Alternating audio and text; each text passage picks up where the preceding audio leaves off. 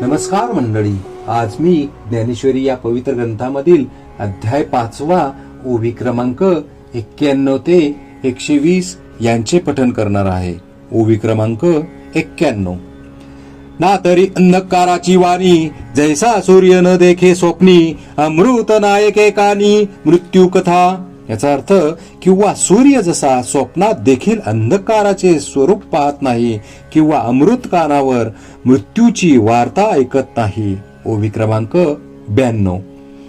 हे असो संतापू कैसा, चंद्रू न स्मरे जैसा, भूती भेदू नेनती तैसा ज्ञानी येते.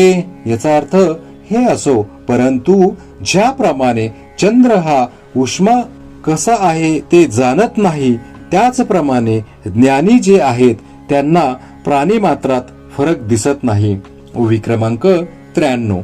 मग हा मशकू हा गजू, की हा स्वपचू हा द्विजू, पहिला इतरू हा आत्मजू, हे उरेल के.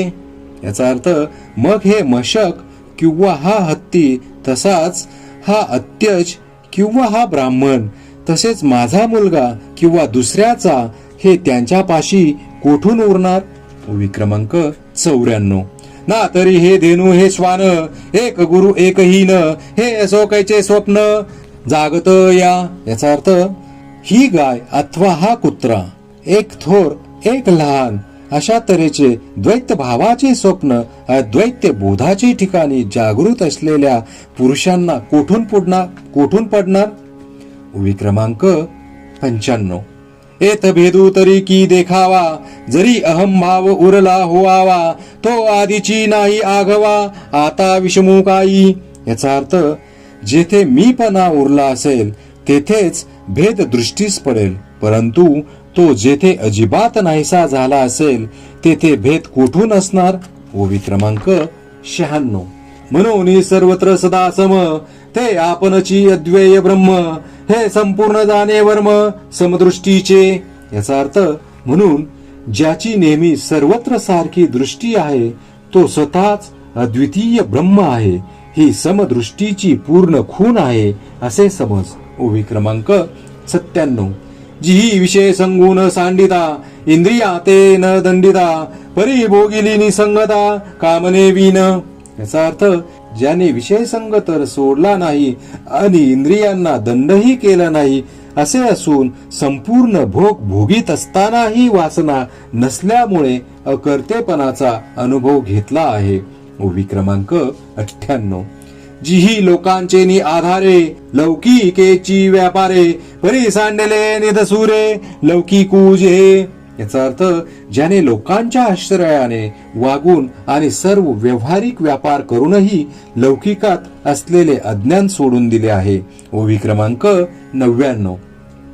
जैसा जना माझी खेचरू, असतूची जनानो हे गोचरू, तैसा शरीरी परिसंसारू नोळखे तयाते. याचा अर्थ, पिशाच ज्याप्रमाणे सर्व लोकात असूनही दिसत नाही, त्याप्रमाणे तो पुरुष शरीरधारी असूनही संसार त्याला ओळखीत नाही. ओवी क्रमांक 100. हे असो पवनाचे निमेळे, जैसे जळीची जळलोळे, ते आनिके म्हणती वेगळे कल्लोळ हे. याचा अर्थ, हे असो वाऱ्यामुळे पाण्यात पाणी उसळते, पण त्याला ज्याप्रमाणे इतर लोक पाण्याहून वेगळ्या लाटा असे म्हणतात. ओवी क्रमांक 101. तैसे नामरूप तयाचे, एरवी ब्रह्मची तो साचे, मन साम्या आले जयाचे सर्वत्र गा. याचा अर्थ, त्याप्रमाणे ज्याचे मन सर्व ठिकाणी समतेला पावले आहे, त्याचे शरीर आणि नाव ही जरी जगाप्रमाणेच आहेत, तरीही तो साक्षात ब्रह्मच आहे. ओवी क्रमांक 102. ऐसे निसमज दृष्टी जो होय, त्या पुरुषा लक्षणीय आहे, अर्जुना संक्षेपे सांगे न पाये अच्युत म्हणे.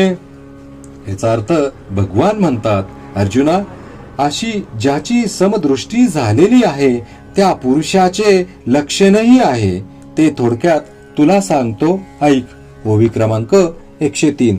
तरी मृग जळाचे निपुरे, जैसे ने लोटीजे का गिरीवरे, तैसा शुभाशुभी न विकरे पातलिया जो. याचा अर्थ, ज्याप्रमाणे मृग जलाच्या पुराने डोंगर वाहून जात नाहीत, त्याचप्रमाणे जो चांगली किंवा वाईट गोष्ट मिळाली असता तिच्यापासून विकार पावत नाही. उभी क्रमांक 104.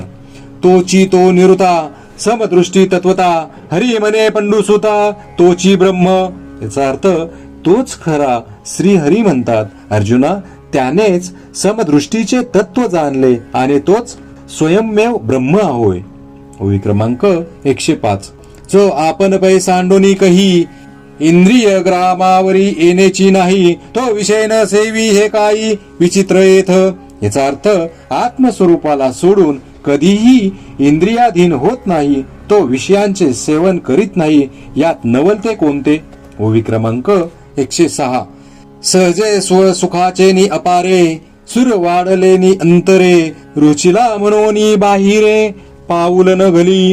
याचा अर्थ आत्मसुखाच्या पूर्णतेने त्याचे अंतःकरण स्वभावकिताच संतुष्ट झालेले असते, म्हणून तो बाहेर पाऊल टाकत नाही, इंद्रियांकडे त्याचे मन वळत नाही. ओवी क्रमांक 107.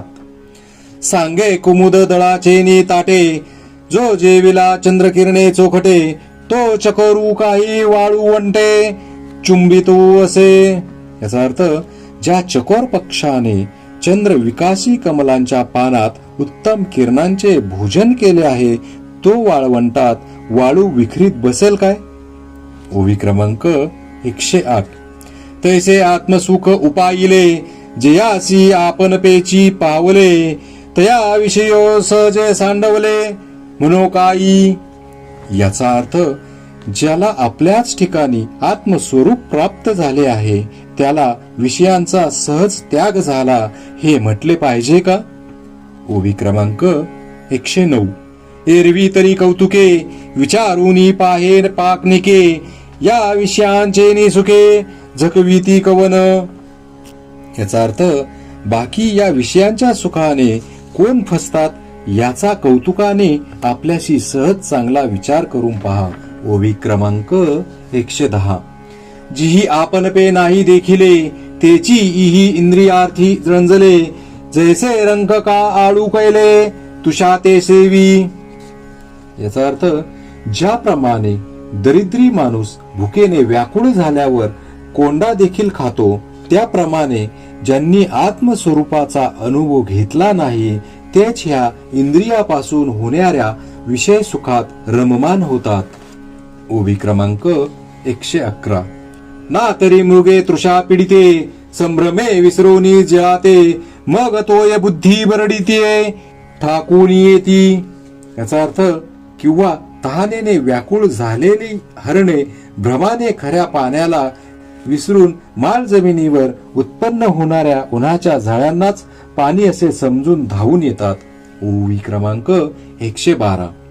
तैसे आपण पे नाही दिटे जया ते स्वसुखाचे सदा खरांटे तयासीची विषय हे गोमटे आवडती.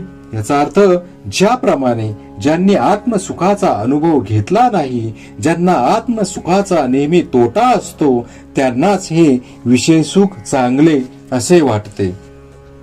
ओवी क्रमांक 113. एरवी विषयी सुख आहे हे बोलण्याची सारखे नव्हे तरी विद्युत स्फुरणे कान पाहे जगा माझी. याचा अर्थ सहज पाहिले असता विषयात सुख आहे हे म्हणणेच योग्य नाही, तथापि सुख आहे असे धरून चालले तर मग विजेच्या चमकण्यापासून पडणाऱ्या उजेडात जगातील व्यापार का न व्हावे. ओवी क्रमांक 114. सांगे वात वर्षात पूधरे ऐसे अभ्रच्छायाची जरे सरे तरी त्रिमाळिके धवळारे करावी का. याचा अर्थ तू हे सांग की वारा पाऊस आणि ऊन यांचे निवारण जर ढगांच्या छायेपासून होईल तर 3 मजली घरे बांधण्याचे कारण तरी काय. ओवी क्रमांक 115. म्हणून विष सुख जे बोलिजे ते नेनता गा वाया जल्पिजे जैसे महुर का म्हणिजे विषकंदा ते. याचा अर्थ म्हणून विषाच्या कांद्याला ज्याप्रमाणे अज्ञानाने गोड म्हणतात त्याप्रमाणे विषयांचे ठिकाणी सुख आहे हे व्यर्थ बडबडणे आहे. ओवी क्रमांक 116. ना तरी भौमा नाम मंगळू, रोहिणी ते म्हणती जळू, तैसा सुख प्रवादू बरळू, विषयी कुळा. याचा अर्थ किंवा भौम ह्या ग्रहास जसे मंगळ हे नाव आहे, परंतु त्याचा अनुभव तसा नाही, किंवा मृग जलाला जल म्हणतात तसे विषय सेवनात सुख आहे हे म्हणणे व्यर्थ आहे. ओवी क्रमांक 117. हे असो आगवी बोली, सांग पा सर्प फणीची सावली, ते शीतल होईल केतुली मूषकाशी. याचा अर्थ हे सर्व बोलणे राहू द्या, परंतु तू असे सांग की नागाच्या फणीची छाया उंदराला कितपत सुखावं होईल बरे. ओवी क्रमांक 118. जैसा आमिष कवळू पांडवा, मिनू न सेवी तवची बरवा, तैसा विषय संगू आघवा निभ्रांत जाणे. याचा अर्थ अर्जुना, गळाला लावलेल्या मासा तोंड लावित नाही तोपर्यंतच चांगले, त्याचप्रमाणे विषय संघाचा जोपर्यंत अनुभव घेतला नाही तोपर्यंतच ते चांगले आहे असे वाटते. उभी क्रमांक 119. हे विरक्ताची ये दिठी, जय नेहाळी जे किरीटी, तय पांडुरोगाची पुष्टी सारखे दिसे. याचा अर्थ हे किरीटी, जेव्हा विरक्ताच्या दृष्टीने हे विषय पहावे तेव्हा ते पंडुरोगाच्या पुष्टीसारखे निशक्त असून लठ्ठ दिसतात. ओवी क्रमांक 120. म्हणून विषय भोगी जे सुख, ते साध्यतची जाण दुःख, परी काय की जे मूर्ख, न सेविता न सरे.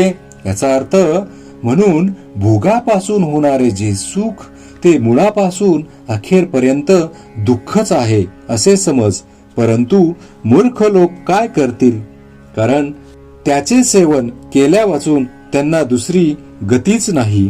श्री संत ज्ञानेश्वर महाराज की जय.